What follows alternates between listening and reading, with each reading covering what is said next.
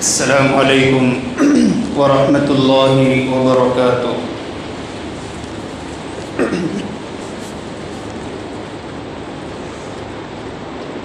الحمد للہ وکفی والصلاة والسلام علی سیدنا وحبیبنا محمد المصطفى وعلى أصحابه نجوم الهدى وقادة التقى، أما بعد فأعوذ بالله من الشيطان الرجيم، بسم الله الرحمن الرحيم، وتوبوا إلى الله جميعا أيها المؤمنون لعلكم تفلحون۔ عن عائشة رضي الله تعالى عنها أنها قالت كان رسول الله صلى الله عليه وسلم إذا دخل العشر أحيا الليل وأيقظ أهله وجد وشد المئزر، متفق عليه۔ آمنت بالله صدق الله وصدق رسوله النبي الأمي الكريم۔ ایک مرتبہ محبت کے ساتھ، عظمت کے ساتھ، ادب کے ساتھ درود شریف پڑھ لیا جائے۔ اللہم صلی علی سیدنا محمد وعلی آل سیدنا محمد وبارک وسلم۔ نیکیوں کا موسم بہار یعنی ماہ رمضان المبارک جاری ہے، جس کے 2 عشرے مکمل ہو چکے ہیں۔ اولہ رحمہ، محبوب صلی اللہ علیہ وسلم نے ارشاد فرمایا کہ ماہ رمضان المبارک کے پہلے 10 روز رحمت کے ہیں، وَأَوْسَطُهُ مَغْفِرَةٌ، اور درمیان کے 10 روز مغفرت کے ہیں، اور آج سے تیسرا عشرہ شروع ہوگا جو آگ سے، جہنم سے نجات کے لیے ہے، چھٹکارے کے لیے ہے۔ اللہ تعالی ہم تمام کو اس نعمت سے سرفراز فرمائے۔ اللہ تعالی ہم تمام کے حق میں جنت الفردوس کا فیصلہ فرمائے۔ دیکھیے، انسان درخت نہیں ہے کہ کھڑا رہے، اور پتھر نہیں ہے کہ پڑا رہے۔ انسان درخت، جھاڑ اور پیڑ نہیں ہے کہ کھڑا ہی رہے، اور پتھر نہیں ہے کہ پڑا ہی رہے، بلکہ یہ تو اشرف المخلوقات ہے، اسے چاہیے کہ یاد الہی میں لگا رہے۔ مقصد زندگی اللہ تعالیٰ کی بندگی، مقصد حیات اللہ تعالیٰ کی یاد۔ انسان اس دنیا میں آتا ہے پانی کی مانند، اور دنیا سے رخصت ہوتا ہے ہوا کے مانند۔ کیا مطلب؟ انسان ایک ناپاک نطفے سے پیدا ہوا۔ من ای شیء خلق، اللہ رب العزت کلام پاک میں فرماتے ہیں من ای شیء خلق، تمہاری تخلیق، تمہاری پیدائش کا سبب کیا بنا؟ کس چیز سے تمہیں اللہ رب العزت نے پیدا فرمایا ہے؟ من نطفہ، ناپاک منی کے قطرے سے اللہ رب العزت نے تمہاری تخلیق فرمائی۔ لقد خلقنا الانسان فی احسن تقویم، اور پھر سورج اور چاند سے بھی زیادہ خوبصورت انسان کو بنایا۔ هو الذی یصورکم فی الارحام کیف یشاء، لا الہ الا هو العزیز الرحیم۔ اللہ تعالیٰ رحم مادر میں جیسی چاہتے ہیں صورتیں بناتے ہیں۔ اللہ تعالیٰ قادر ہے، غالب ہے، بہت مہربان ہے۔ تو بہرحال انسان کی زندگی کا مقصد اللہ رب العزت سے ٹوٹ کر محبت کرنا ہے، اللہ تعالیٰ کی معرفت، اللہ تعالیٰ کی پہچان حاصل کرنا ہے، اللہ تعالیٰ کا قرب، اللہ تعالیٰ کی نزدیکی حاصل کرنا ہے۔ اور اللہ رب العزت اپنے قرب کے اور اپنی نزدیکی کے حاصل کرنے کے مواقع عطا فرماتے رہتے ہیں۔ جن میں سے ماہ رمضان المبارک اللہ تعالیٰ کی نزدیکی، اللہ تعالیٰ سے محبت اور اللہ تعالیٰ کی معرفت کو حاصل کرنے کا سب سے بڑا ذریعہ ہے۔ دیکھیے، اسلامی تعلیمات جتنی بھی ہیں ان تمام تعلیمات کا خلاصہ دو باتیں ہیں۔ ایک تو یہ ہے کہ تعلق مع اللہ مضبوط ہو جائے، اللہ تعالیٰ کے ساتھ جو تعلق ہیں وہ مضبوط ہو جائے، اور تعلق مع الخلق یعنی مخلوق کے ساتھ، انسانیت کے ساتھ جو تعلق ہو وہ استوار ہو، مضبوط ہو، اس میں نخار پیدا ہو، اس میں نخار پیدا ہو۔ اور الحمدللہ ماہ رمضان المبارک میں جہاں بندہ نماز سے، روزہ سے، اعتکاف سے، تراویح کے ذریعے سے اللہ تعالیٰ سے اپنے تعلق کو مضبوط کرنے کی فکر کرتا ہے، وہیں پر محبوب نے فرمایا شہر المواسات، یہ غمخواری کا مہینہ ہے، ہمدردی کا مہینہ ہے۔ اس اعتبار سے بندہ ہمدردی اور غمخواری کا مظاہرہ کر کے مخلوق کے ساتھ، انسانیت کے ساتھ اپنے تعلق کو مضبوط کرتا ہے، استوار کرتا ہے۔ اور یاد رکھیے، کامیاب زندگی کے لیے، پرسکون زندگی کے لیے ان دونوں ستونوں کا مضبوط ہونا ضروری ہے، مضبوط ہونا ضروری ہے۔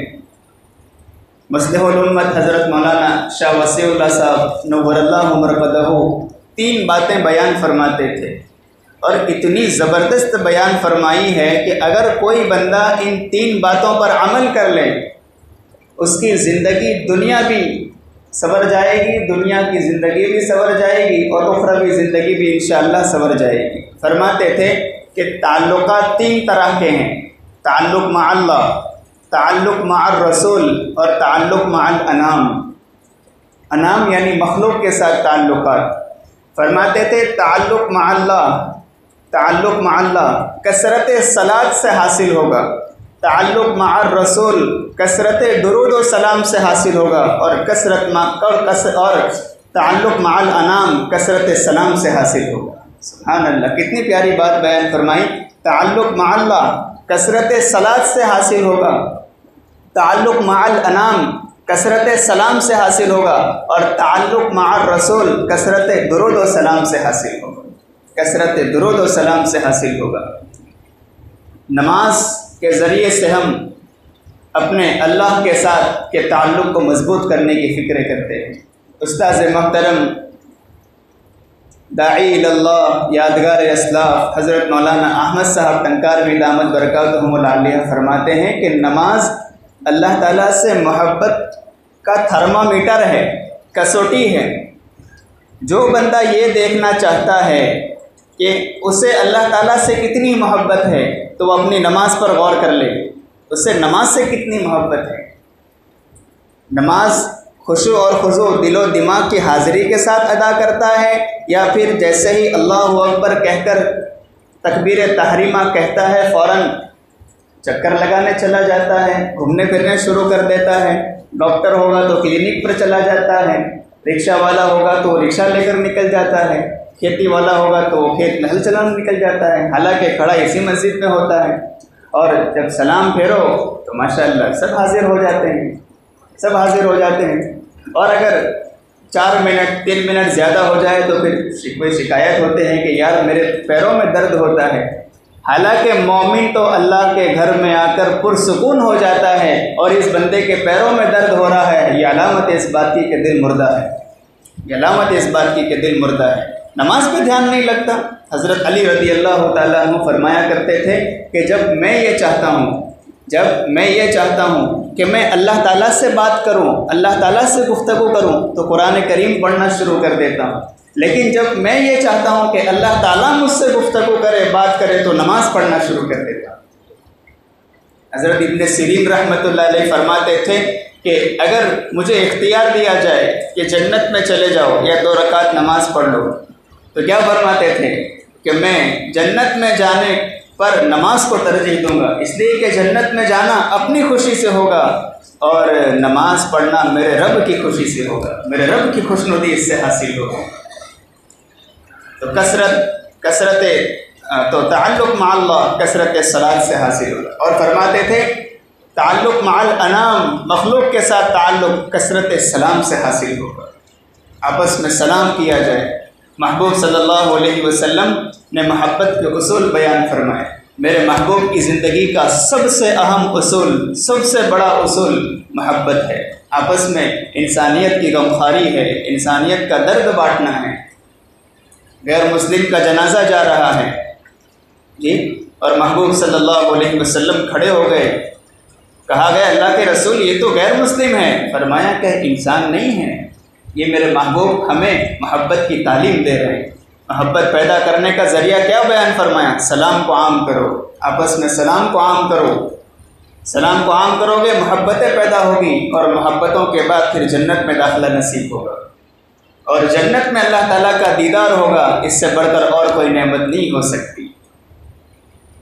محبوب العلماء والصلحاء عارف باللہ حضرت مولانا پیر ذوالفقار احمد صاحب نقشبندی دامت برکاتہم العالیہ کوہ طور پر تشریف لے گئے، جہاں سے حضرت موسیٰ علیہ السلام اللہ تعالیٰ سے بولو باتیں کرتے تھے۔ وَكَلَّمَ اللَّهُ مُوسَىٰ تَكْلِيمًا، تو اور حضرت موسیٰ علیہ السلام نے اللہ تعالیٰ کو دیکھنے کی خواہش ظاہر کی تھی، اللہ تعالیٰ کو دیکھنے کی، اللہ تعالیٰ کی زیارت کی چاہت ظاہر کی تھی کہ اللہ میں آپ کو دیکھنا چاہتا ہوں۔ اللہ رب العزت نے کئی ہزار پردوں کے پیچھے سے تجلی ظاہر فرمائی۔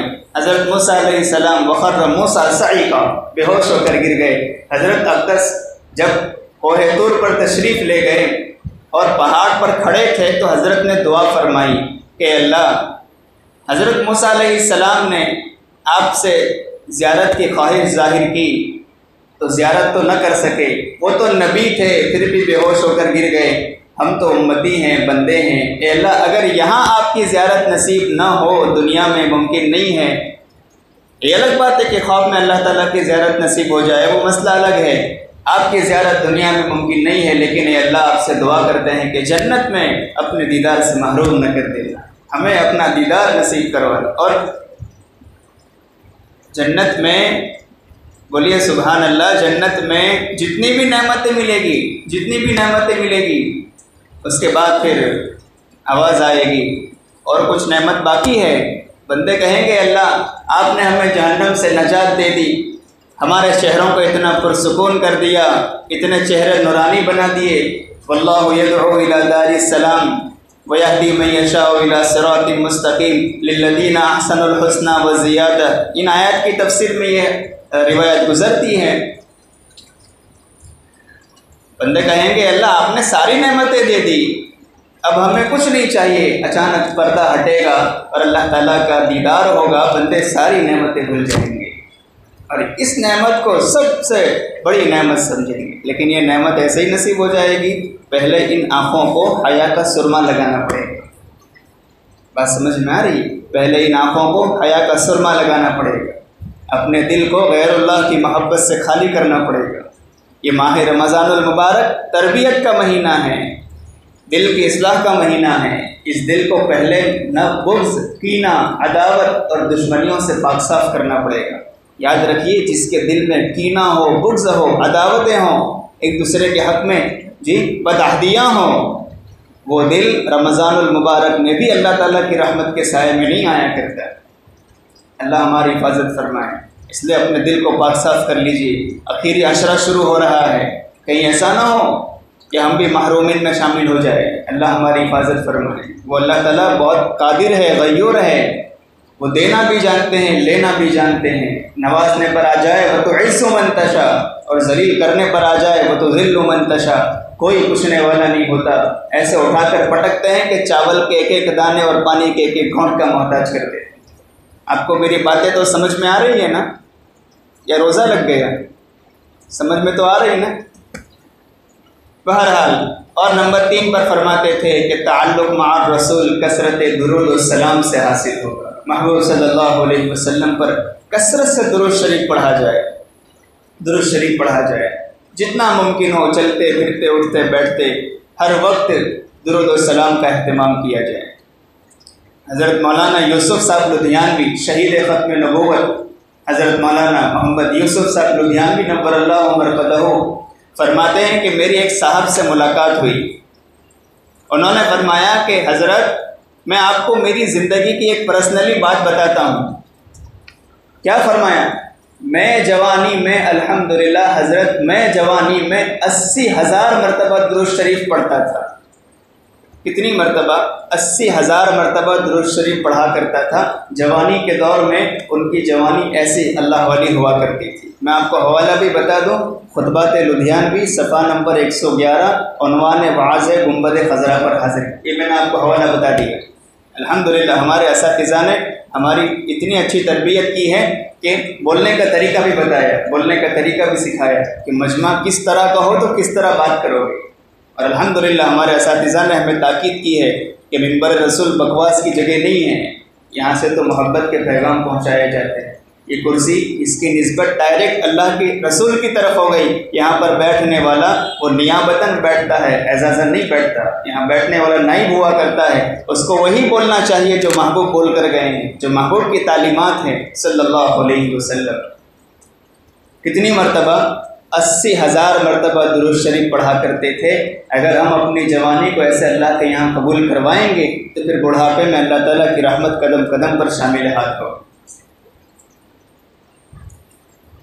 حضرت عمر رضی اللہ تعالیٰ عنہ، اللہ اکبر، مراد رسول ہے، محبوب کی دعاؤں کا صدقہ ہے، محبوب کی دعاؤں کا صدقہ ہے۔ ایک شخص کو انہوں نے تنخواہ پر رکھا کہ میں تمہیں پگار دیا کروں گا، تنخواہ دیا کروں گا۔ کام کیا تھا؟ بس کام یہ تھا کہ تم مجھے موت کی یاد دلاتے رہنا، کیونکہ مجھے امیر المؤمنین بنایا گیا ہے، تو یہ جھمیلوں میں پھنس کر کہیں میں موت سے غافل نہ ہو جاؤں، اللہ تعالیٰ کی یاد سے غافل نہ ہو جاؤں، مجھے موت کی یاد دلاتے رہنا۔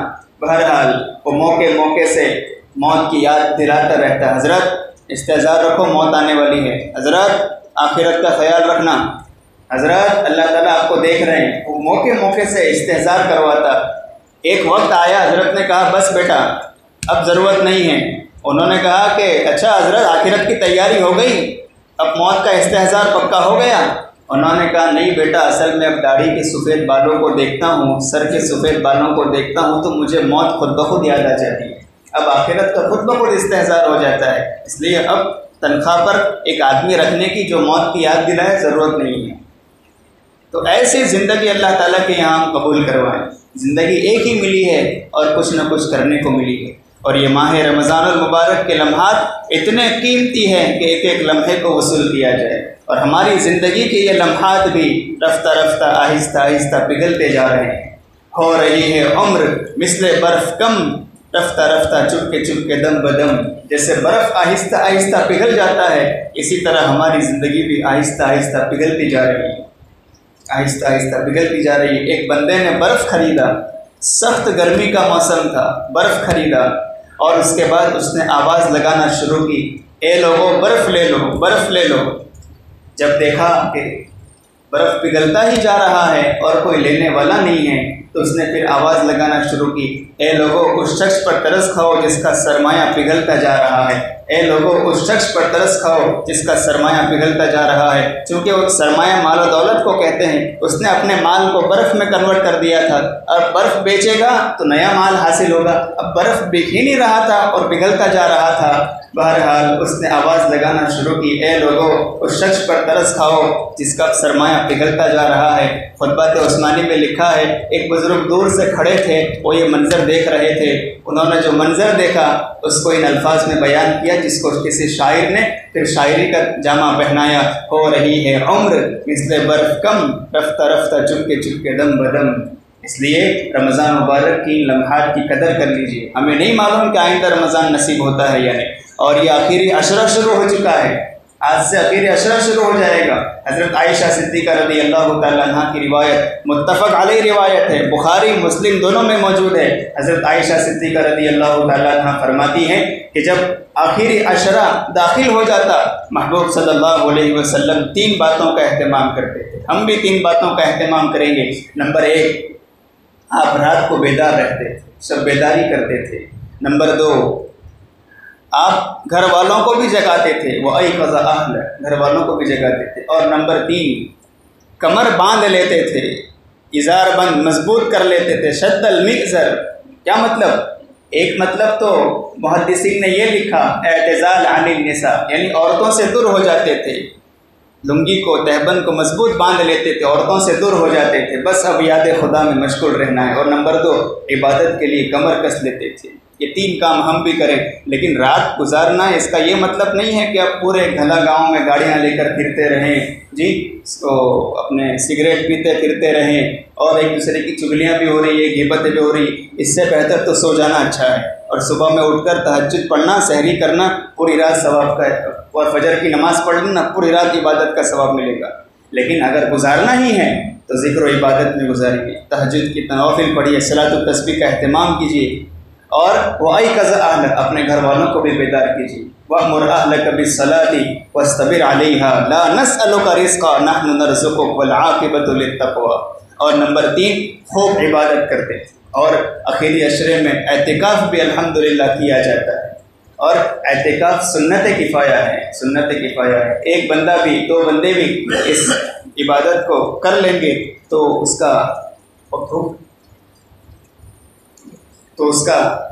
جو ترک سنت کا وبال ہے پوری امت سے ختم ہو جائے گا، پوری اس بستی سے ختم ہو جائے گا۔ اور یاد رکھنا، محبوب نے فرمایا، الترغیب و ترہیب، اس کی روایت، محبوب نے فرمایا کہ آخری عشرے کا اعتکاف کرنا 2 عمرے اور 2 حج کے برابر ثواب رکھتا ہے۔ اور صدقۃ الفطر کا بھی خاص اہتمام کیا جائے۔ صدقۃ الفطر کی 2 وجہیں ہیں کیوں واجب ہے، اس لیے کہ روزوں میں جو ہم سے کمی کوتاہیاں رہ جاتی ہے، اس کی کمی کوتاہی کی تلافی صدقۃ الفطر سے ہوتی ہے۔ اور نمبر 2، طعمۃ للمساکین، جو غریب ہیں، مسکین ہیں، ان کے لیے کھانے کا، ان کے لیے عید کا انتظام ہو جائے۔ اللہ تعالیٰ سے دعا ہے کہ اللہ تعالیٰ ہم تمام کو ان امور پر عمل کرنے کی توفیق عطا فرمائے، اپنے مقبول و محبوب بندوں میں شامل فرمائے، ماہ رمضان مبارک کو بھی قبول فرمائے، ہماری مغفرت کا ذریعہ بنائے۔ وآخر دعوانا الحمد للہ رب العالمین، والسلام علیکم ورحمۃ اللہ وبرکاتہ۔